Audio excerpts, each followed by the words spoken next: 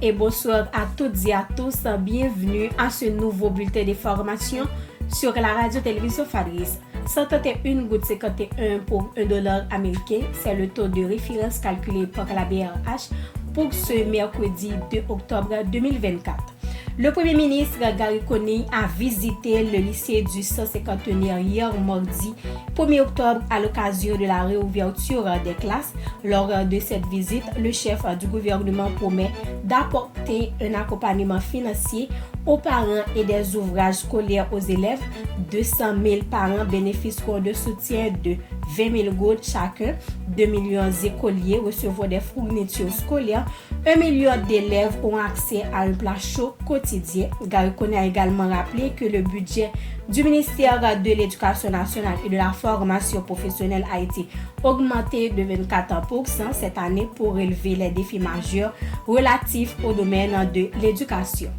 Dans une conférence accordée à la presse hier mardi 1er octobre 2024, la police nationale d'Haïti a annoncé les différentes mesures prises pour garantir la sécurité des élèves durant la rentrée scolaire de cette année. Selon le porte-parole adjoint de la PNH, Lionel Lazare, la présence des policiers est renforcée sur toutes les voies de la capitale.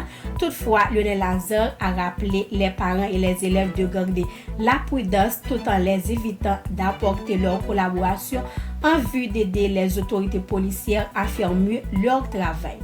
Le Conseil présidentiel de transition CPT a convoqué pour ce mercredi 3 octobre la ministre des Affaires étrangères Dominique Dupuis en vue de fournir des explications à des malentendus survenus lors de la 79e session de l'Assemblée générale des Nations unies relatif à l'agenda de la délégation haïtienne.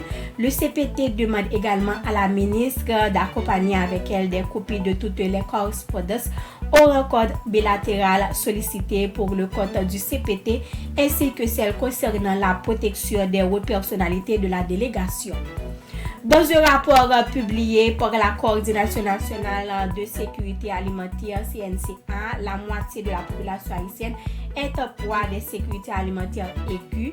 Plus de 7,4 millions d'Haïtiens luttent au quotidien pour se nourrir, a révélé la CNCA dans son rapport. À l'échelle internationale, l'Iran a lancé ce mardi soir 1er octobre une attaque massive contre Israël à l'aide de missiles balistiques. La plupart des objets ont été interceptés, notamment dans le ciel de Jérusalem et de Tel Aviv, mais 2 blessés légers ont été dénombrés.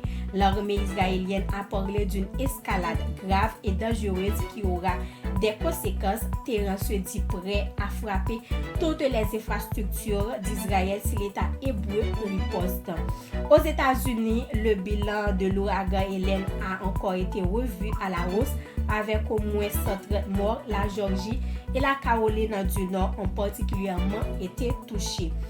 Un moment très attendu de la campagne présidentielle américaine le mardi 1er octobre au soir, le débat entre les candidats à la vice-présidence. Time Wars côté démocrate et J.D. Vance côté républicain. Pourtant, il n'est pas certain que cette confrontation fasse une grande différence dans l'élection de novembre 2024. Fait de ce bulletin d'information, merci de l'avoir suivi. C'était avec vous Caroline Jean-Paul pour la présentation.